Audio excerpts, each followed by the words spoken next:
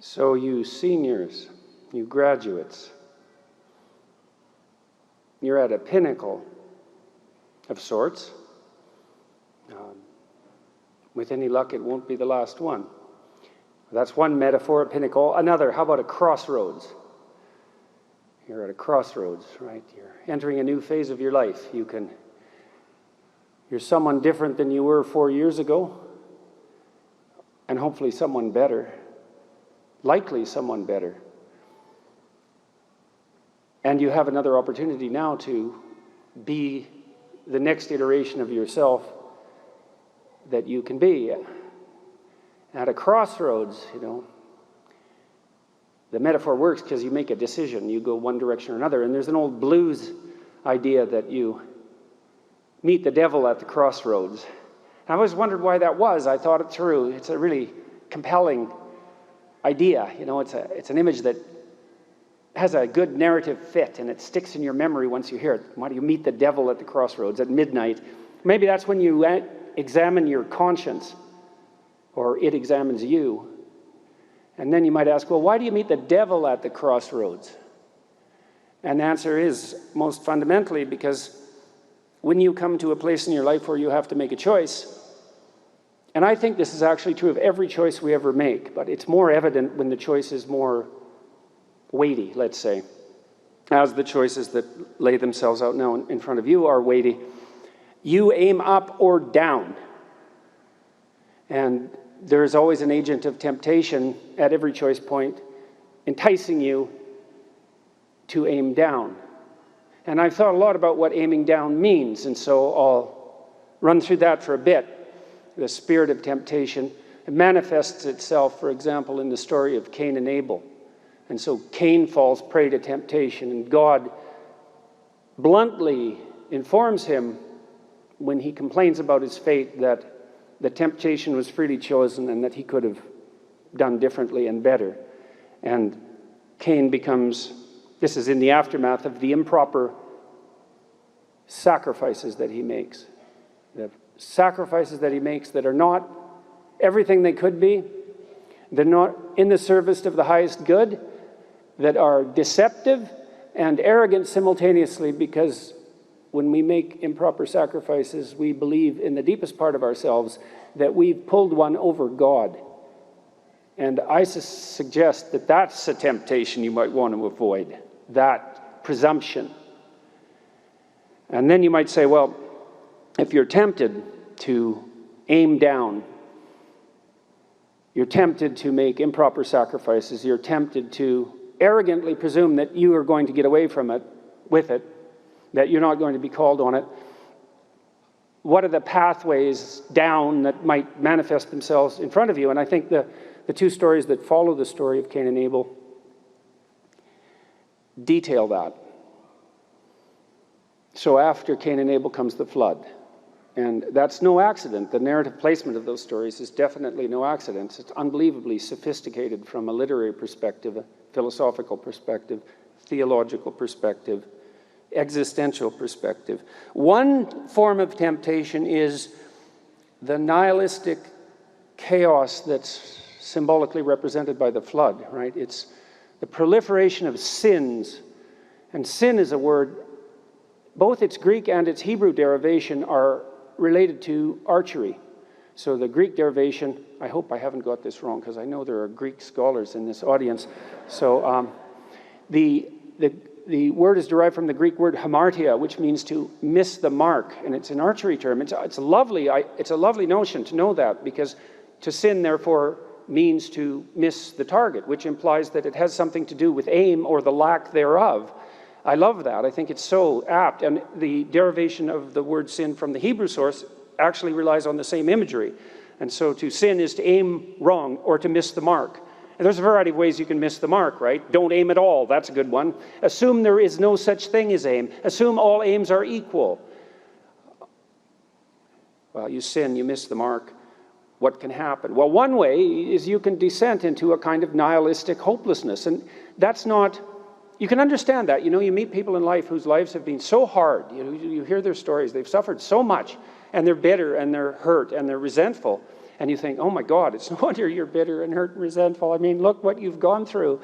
But you also notice that their bitterness and their resentment and their hopelessness and their chaos and their anxiety, it's not helping, right? It's worsening the problem. It's not making it better. And I'm not saying that people can always resist that, but I've certainly seen that it's not helpful. But I've also met other people, you know, who have had stories equally catastrophic, sometimes more catastrophic, sometimes so catastrophic you can't even believe that they survived, who are not embittered or made resentful by those experiences and who continue to aim up. And so that makes a mockery of a kind of casual determinism, right? Is that you end up chaotic, nihilistic, hopeless, anxious, etc., merely as a consequence of the unbearable tragedy of your life. Because if that was the case, then everyone who had a series of unbearable tragedies, which, by the way, will be almost all of us in one way or another at one time or another, would end up in that catastrophic chaos that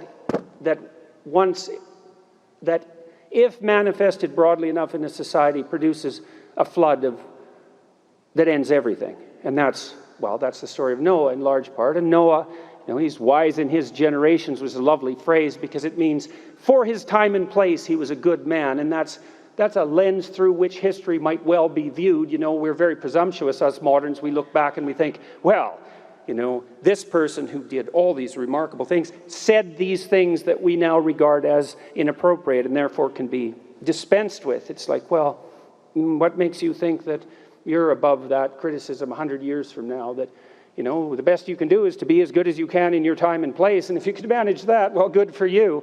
If you can transcend that, well, then maybe you're some sort of saint, and you're probably not. So aiming at just the first is not such a bad upper aim.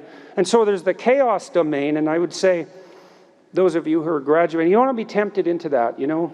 One of the things I've thought a lot about in relationship to faith, you know, we have this idea, it's not a good idea, and it's certainly an idea for which religious people are often pilloried, that faith means the sacrifice of reason and the willingness to believe things that are patently not true. And when religious people debate scientists, they're often sort of hung out to dry on exactly those presuppositions. Their willingness to accept on principle propositions that seem on the face of them impossible. I don't think that's what faith is at all in some fundamental sense. I think faith is a form of courage. You know, if you're hurt by life, and you will be, it's understandable that you might react in a nihilistic and hopeless fashion and become anxious and depressed and cynical and bitter and all of that. That's a bad pathway. And I think part of what helps you through that is faith. And part of that faith is that it's incumbent upon you, and actually in your best interest and everyone else's, to maintain faith in the fundamental goodness of existence, including your own, despite the evidence to the contrary. Right? Because you can draw conclusions from suffering in two ways, right? One is that you have a duty and perhaps the capability to transcend the suffering and still serve the good, or you can derive the conclusion that life is so unbearable that it would be best terminated, which is the conclusion that Goethe's Mephistopheles derives, for example, in Faust. He says, well, the world is rife with suffering, and it's so unbearable that consciousness itself, all beings should cease to exist. That would be better. Nothing is better than something if something is rife with suffering. And you can derive that conclusion, and you'll be driven to it in some of the farther reaches of your life when terrible things happen to you. But I would say faith is the courage to not take that path despite the evidence that that might be justified. And so I think it is a form of courage in the highest sense. And I also think it is a redeeming form of courage. One of the things I told my daughter, who was very, very ill for a very long period of time and in tremendous pain and suffering the high probability of continued slow, painful, inevitable degeneration, was do not let your illness, do not take advantage of your illness as an excuse. And I told her that when she was in grade 2. You know, it's no joke to tell someone that, because I knew she'd had every reason to be embittered. But I also knew that if she was, in combination with her illness, the two things might be worse than fatal. And, you know, if you don't think there are things that are worse than fatal, you have not suffered, because there are things that are much worse than fatal.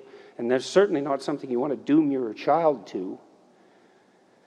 So that's one temptation, right? That's the temptation of kind of faithless hopelessness.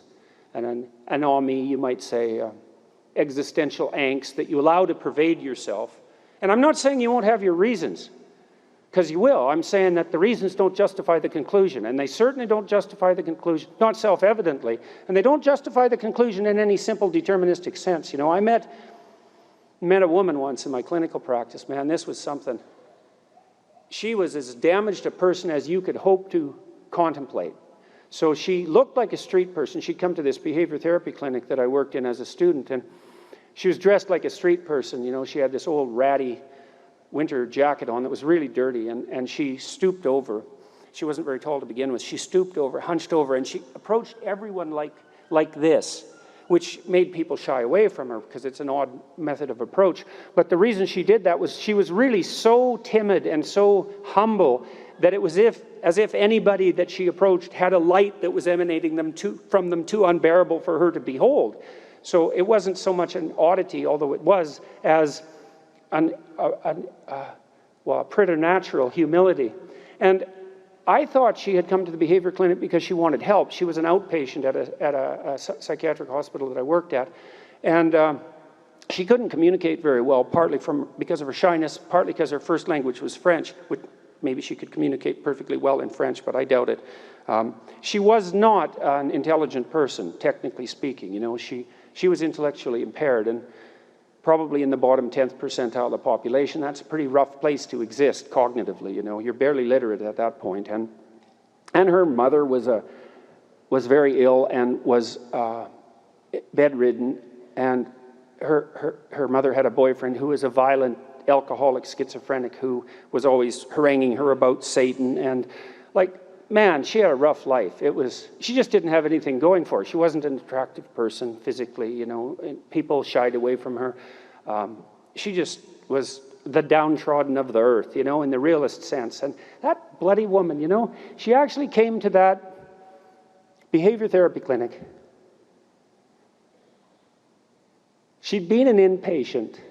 And this was a rough place, man, because it was a hospital after deinstitutionalization, and there were tunnels connecting some of the wards to other wards because it's so cold. This was in Montreal. It's so cold in the winter. They built a hospital on these tunnels, and I took my brother there one day, and it was like walking through Dante's Inferno. I mean, if you were so psychiatrically impaired that you weren't released in the 1980s when deinstitutionalization was maybe at its peak, you were so damaged that there was just no possibility that you could function in the outside world. So the people that were left were sort of the most demolished of the most demolished. And so just walking through there for my brother, who had no experience in such things, was traumatizing, you know. And she had been in the inpatient ward for some time and then was released, and she wanted to talk to the hospital administration because she got out and she got this dog that she took care of and went for a walk, and she really liked this dog and she took care of it, you know, and she walked with it, and she wanted to see if she could go find one of those inpatients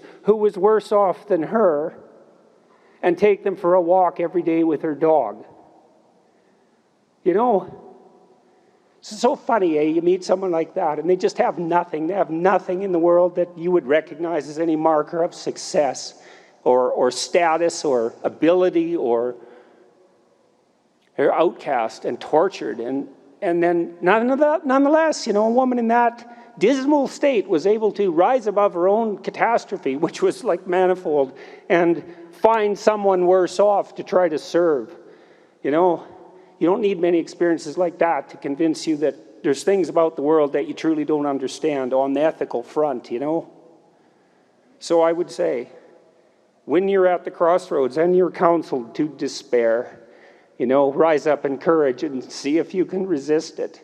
It's better for you and it's better for the people around you. So that's the flood, man. And so the story that follows that is the Tower of Babel. You know, I was reading a Wikipedia article on the Tower of Babel the other day. I'm always curious about how these things are represented most publicly, right? And Wikipedia is a great way to do that because it's collectively edited. And the interpretation was essentially, it was the description of how the languages of the world arose. And I don't think that's what that story is about at all, except peripherally. I thought, yeah, you just missed the point 100%. I mean, Babel is Babylon first, so you need to know that. And Babylon is the state that's gone mad. And it's a continual temptation for human beings to build complex organizations, right, that get too high. And so what does that mean? How about too many layers? Not local enough, not distributed enough, right? Too separate from the people that they serve. I think the EU did that. I think that's why the British left. That's the Tower of Babel.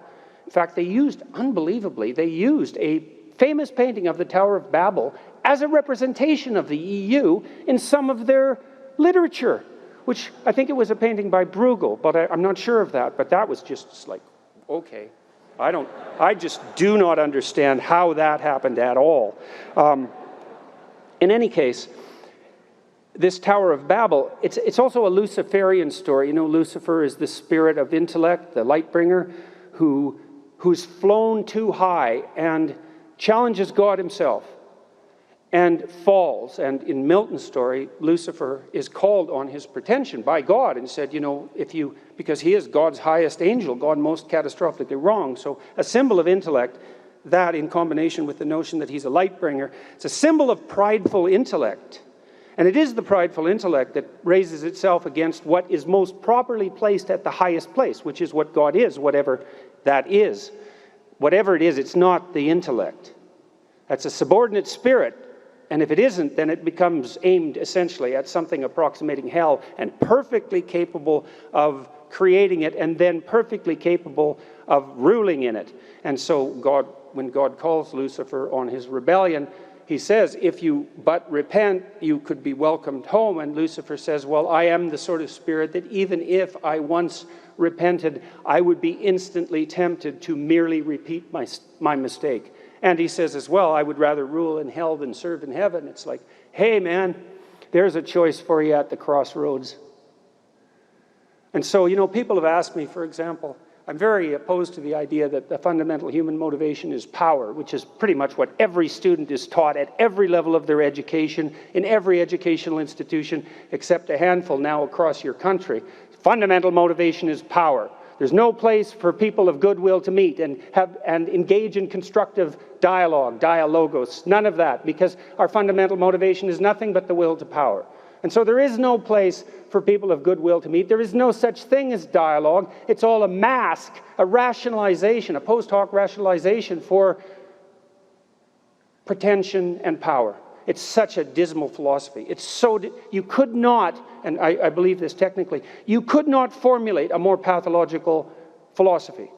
It obliterates your faith in society, and it eradicates the notion of the individual. It removes the notion of good faith and goodwill, and it makes communication impossible. It's like, that's a temptation to engage in that sort of destruction as a consequence of your intellectual pretensions, let's say. And for all of you, this is going to face you too, this pretension, you know. So maybe you're not the hopeless type, and the temptation that assails you at the crossroads isn't your degeneration into a kind of faithless nihilism. Maybe it's a self-aggrandizement in some sense instead, and that you feel that now you have the opportunity to serve your own ambition. Well, we can take apart what that means, because I think it's worthwhile. Psychopaths serve their own ambition. And they're the people who are most truly motivated by power, by the way, if you think about it clinically. And they're not very successful, all protestations to the contrary. They never rise above about 3% of any general population. And maybe it's a better strategy to be a manipulative psychopath than to lay inert in your bed, in your mother's bedroom when you're 40, but it's not an optimal strategy. And so you can get away with it being a psychopath because you can mimic competence and you can take advantage of people who have learned to expect the best from others, and so you can manipulate them. But you produce nothing on your own. And one of the things that's really interesting about psychopaths is they don't learn from experience, which means not only do they betray other people constantly, but they betray their own future selves. And there's really no difference between your future self and someone else, right? You know, if you're going to act ethically, and this is a very good way of thinking about acting ethically, you act in a way that works for you now, that works for you tomorrow, that works for you next week and next month and next year and in 5 years and in 10 years, and for you and your family and your friends and your broader community, and all of that simultaneously. And that's a place to find purpose in your life, to manage that balancing act simultaneously, and to sacrifice your narrow self-oriented pretensions, ambition, all of that, the celebration of your own intellect, the construction of your own empire for your own narrow purposes. Part of the reason you shouldn't do that, even though it's tempting in some sense, especially if you have the ability, is because, do you want to rule over hell? I mean, and that's another interesting question with regards to the question of whether power is a valid motivation. It's like, okay, well, Kim Jong-un, let's take him. He's a manifestation of a power player.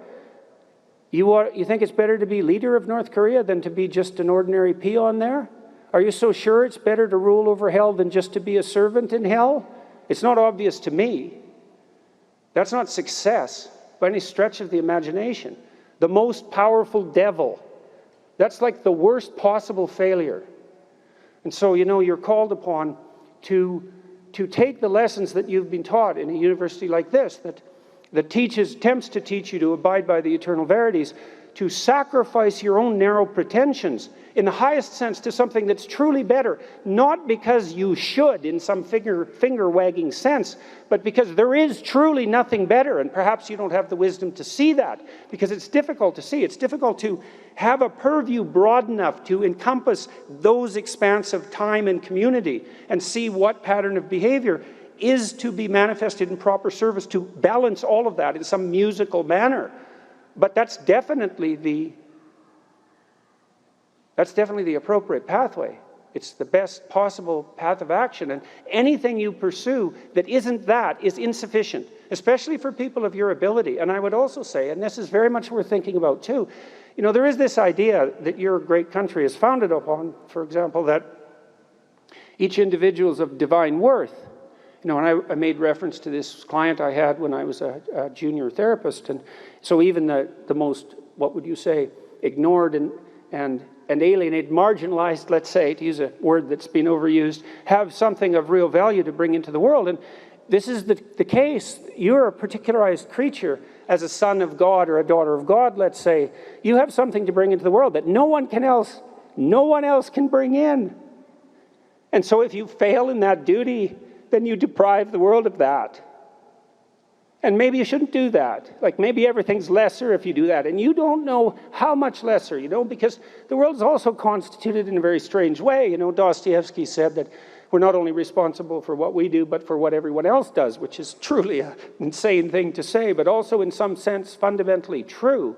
You know, I don't know how it is that each of us can bear the burden of the world on our shoulders singularly, because I can't really comprehend how things can be structured in that manner, but I do believe nonetheless that it is the case, and so that if you forswear your responsibility to the highest good, then you tear something out of the fabric of being that is of inestimable value. And I do believe you will pay for that if you do it, and I would suggest that you don't pay that price, because it will not be pleasant. That's definitely hell. And if you don't think hell is real, you haven't thought about it enough. It isn't a matter of other people believing foolish things. It's a matter of you being so naive and so well protected that you have no idea how the world is constituted. And so that's, well, that's the temptations, let's say.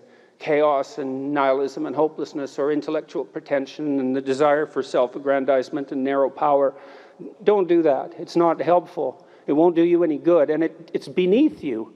You know, it's beneath you to do that. And you that will manifest itself in your life, that subordination of what's highest in you to those lesser gods, let's say. That'll manifest itself in the torments of your own conscience. And no one escapes from that, you know. And so, don't do that. Don't make that choice at the crossroads. And then we might say, practically speaking, because I'm a behavioral psychologist, you know, I like to be practical. Well, that's what you shouldn't do. What should you do practically? Well, we could walk through that, you know, a little bit, practically. I had lots of clients and students who were chaotic in their orientation to life. They didn't know what to do, and they didn't know what to do about not knowing what to do. It's like, I don't know what to do with my life, and I don't know what to do about my ignorance. And my reaction to that, in some sense, wasn't exactly the reaction of a clinician, because not a typical clinician, because typical clinicians are liberal Protestant in their fundamental orientation, and they tend to think of psychological development as something like self-actualization, right? It's really a self-development process. But that wasn't my observation, partly influenced by the developmental psychologist Jean Piaget, I had a more communitarian view of human development than that. And my observation was that most people find the cardinal meanings in their life not as a consequence of the development of their self, whatever that is, but in service to other people, in the adoption of responsibility. You know, because you're told, be responsible, and it's a finger-wagging thing again, you know, that if you were a good person, you be responsible, you do your duty. But no one ever says, well, because that's where you find the abiding meaning in your life, and you need that meaning to sustain you through suffering. And that's definitely the case. You know, I was very ill for a number of years, and a lot of what got me through that wasn't my own special nature, let's say, but the support of my family and the support of my friends and the support of the broader community. It made a huge difference, not only psychologically, because I knew people were supporting me, but also practically. You build yourself a community. You sacrifice yourself in the service of other people, not so much because you should, although you should, but because that is where meaning is to be found, and you need a deep meaning to sustain you through tragedy. That's the arc. And you find that deep meaning. And, you know, there's a notion that it's better to give to receive than to receive, and it sounds like a Hallmark greeting card in some sense. And people are cynical about that too. But yeah, you say that because you should be good and think that. But if you watch yourself, you'll see that it's true, because one of the things that's been really pronounced element in my life is that, you know, people thank me from time to time for things that I've done or said. And there isn't a better experience than that, you know, that you've put something out that's actually a manifestation of what you truly believe, and the consequence of that is part of the redemptive process for someone else. There is nothing that's better than that. Zero, nothing. In fact, I don't think there's anything that's even in the same conceptual universe of that in terms of its intrinsically rewarding properties. There's nothing better than to have people, perhaps particularly people you've never met, tell you that what you have been doing has had a salutary effect on their lives. And so that's a hell of a fine thing to aim for. And why not aim for it, you know? Because you could do it. If you put, I wouldn't even say necessarily that you put other people first, because I think that's a mistake, but I do think it's the case that you treat other people in the manner that you would wish to be treated if you were treating yourself properly. And that's also a sophisticated thing, right? To learn to treat yourself properly. Because that doesn't mean you get to fulfill every momentary whim, because that's what you do when you're 2, and 2-year-olds can't live without their parents. You know, you have to be wise enough to govern your current behavior in light of the future. And that's really what it means to be an adult. It's what it means to forestall gratification and to attain the responsibility of an adult. And the reason that you should do that, because you should, is because it's actually better. You know, in all ways. It's a panacea for suffering to adopt that responsibility. And so I would tell my clients and students as well, it's like, well, let's just take a look at where other people find meaning. You know, and we'll see how your life matches with that. Do you have an intimate relationship? Yes or no? The right answer is yes. Now, maybe not for you, and maybe you don't right now, and maybe you have your reasons not to because you're a singular person in that regard, but probably not. Because that's like a third of life. And so if you don't have that, that might be one of the reasons you're not doing so well. And the fact that you don't have it might be an indication that you're not oriented in the proper direction. Oh, I can give you an example of that. I had many people question me when I was just on tour. This is a question that came up quite rapidly, often in the Q&A sessions. How do I find the right person when I'm dating? How do I find the person who's right for me when I'm dating? And I got that, or on the internet. I got that question like 3 times in a row, and I thought, because I always think this, what about that question? What's wrong with that question? Something wrong with that question. How about, how do I conduct myself so that I am the best possible partner? Now that's a whole different, right? That's a whole different conceptual universe, and virtually no one ever asked that question. And I would say, well, if you want an answer to the first question, which is how do I find the person who's right for me, you actually start by asking the second question, which is what can I bring to the table for someone else? And if you're really good at bringing something to the table for someone else, hey man, people might be lining up to be your partner. And if they're not, then you might think, well, maybe I'm just not bringing the right thing to the table. And that's worth thinking, especially if you're desperate, you're lost and you're alone. It's like, maybe I got this wrong. And I usually sort of top that with the suggestion that even if you did find the person who was perfect for you, and they're that perfect, what makes you think they wouldn't take one look at you and run screaming away? And they likely would if they were that perfect, because, really, are you that much of a catch? And if you think you are, you know, that might be part of the problem.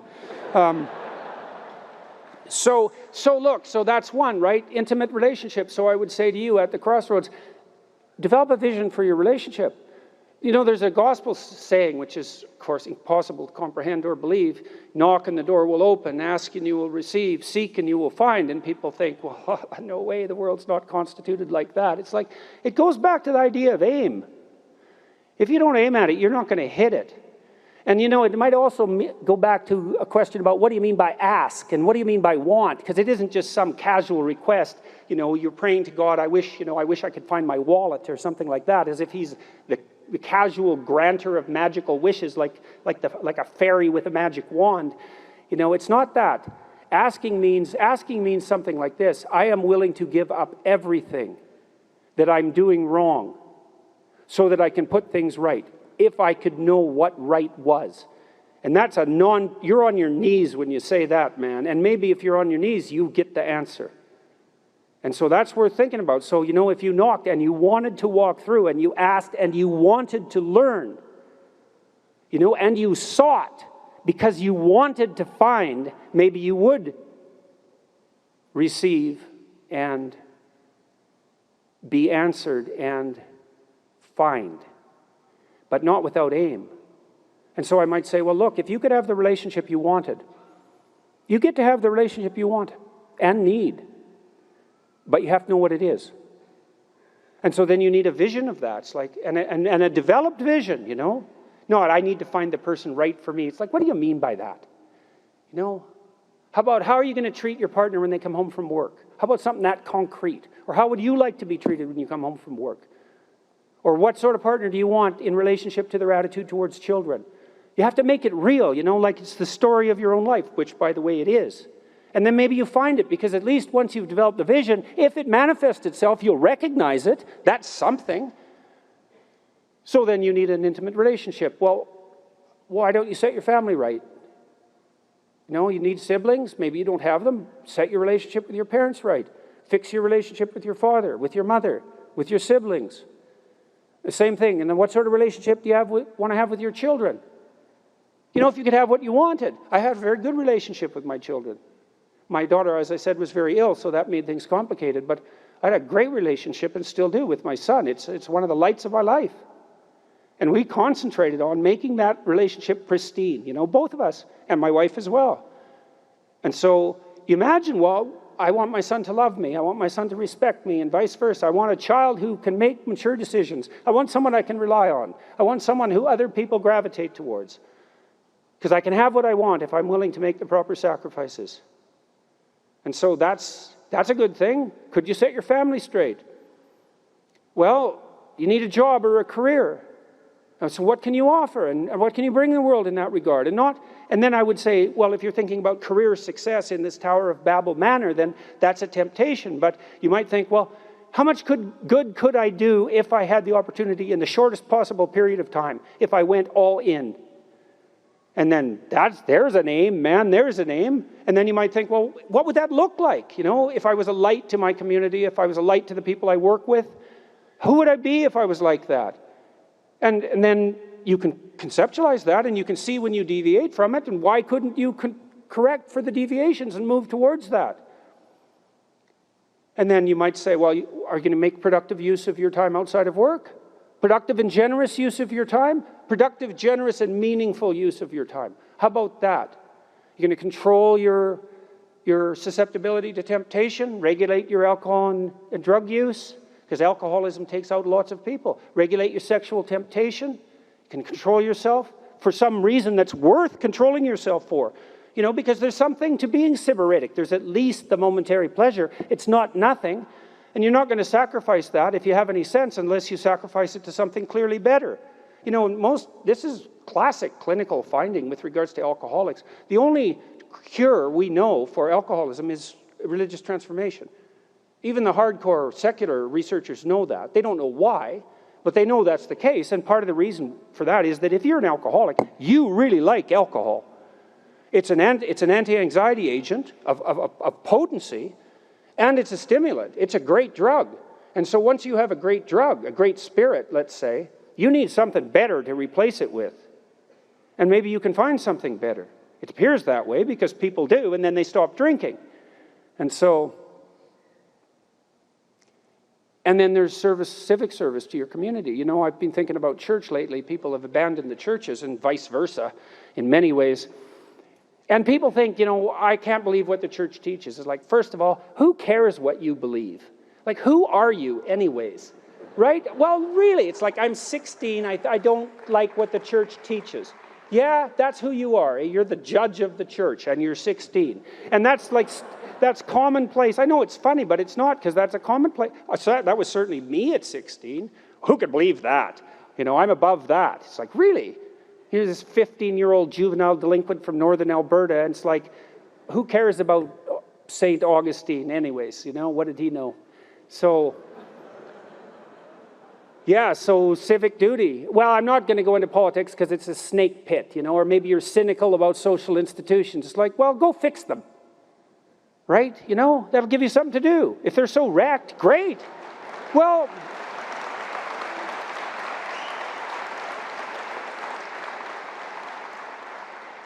it's an opportunity. You see something broken? Fix it. And then you're the person who fixes it. Like, good for you, man. It's like, you got something to do. Really? And then people think, hey, you're the guy that fixed that. Maybe you could fix this, and this, and this, and this. And then you fix things, and your life just expands, you know. I guess I'll tell you, too, something about telling the truth. So one thing I did in 1985, 82, 83, 82, I swore that I would stop lying. I said, I'm going to try not to say anything I know to be untrue. You know, that doesn't mean I swore to tell the truth, because truth, that's hard. But you can consciously stop lying when you know you're lying. You can stop doing that. And that has been revolutionary for me. And one of the things I've really realized in recent years, and this is very much worth knowing, is that many times when people speak to each other, they have an agenda in mind, you know. You want something from someone, maybe you want a job, and you want to craft your image to get the job, right? So you say what you need to say to get what you think you need.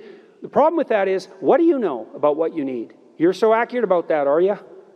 And you think you know what you need exactly, and so you're going to falsify your utterances to bring about the desired end, and you're going to use the other person as a target of your manipulation.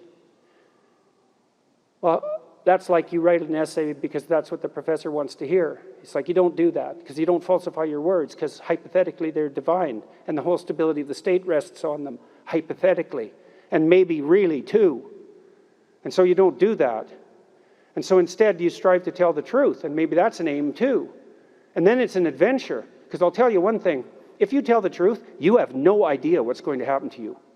Because you have to let go of that. It's like, I'm going to say what I think. And then what I'm going to assume, faith, I'm going to assume that whatever happens, if I am telling the truth, is the best thing that could happen. Because the truth brings about what is best. And even if it looks hard for me, because it might be, you know, because people take the easy way out often when they lie, even if it looks bad for me, that doesn't mean it's bad. It just means I don't see the whole picture.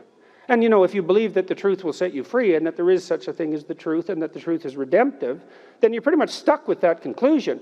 But one of the remarkable things about that, and this really is worth knowing, is that if you do that, you will have your adventure. Right? That's the Abrahamic adventure, you know? The call from God that justifies your life because of the excitement of what you're doing.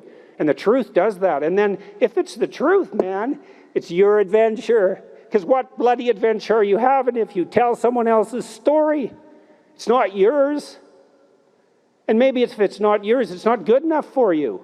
And then you suffer, and then you're bitter, and then you're cruel, and then you're resentful. That's not good, or you get arrogant. So